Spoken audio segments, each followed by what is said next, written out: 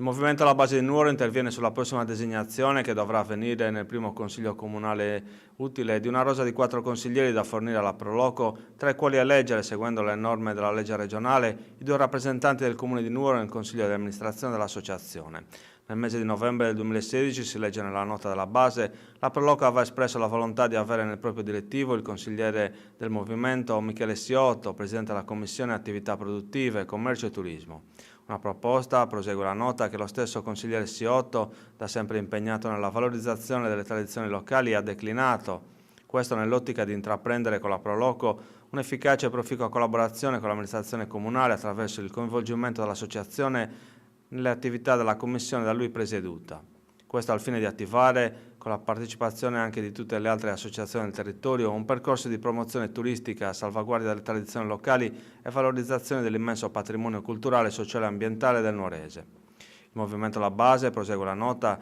è anche da sempre impegnato per il rispetto della parità di genere, per la presenza effettiva e non solo teorizzata delle donne nei ruoli pubblici. Pertanto il movimento annuncia che nell'occasione voterà a favore di 2 consigliere, un impegno disinteressato, sottolinea la base, dal momento che le 2 esponenti in consiglio del movimento, Giovanna Zede ed Eleonora Angeledu, hanno rinunciato preventivamente a qualsiasi indicazione della Proloco. Questo in favore di altre colleghe di maggioranza, dal momento che nel Consiglio Comunale di Nuoro l'opposizione è composta solo da consiglieri uomini. Il movimento alla base, nel ribadire la convinzione che il ruolo delle associazioni culturali sia da sempre di fondamentale importanza per Nuoro, formula gli auguri di buon lavoro alla Presidente Lorenza Vacca, al Consiglio di amministrazione e all'Assemblea dei soci della Proloco.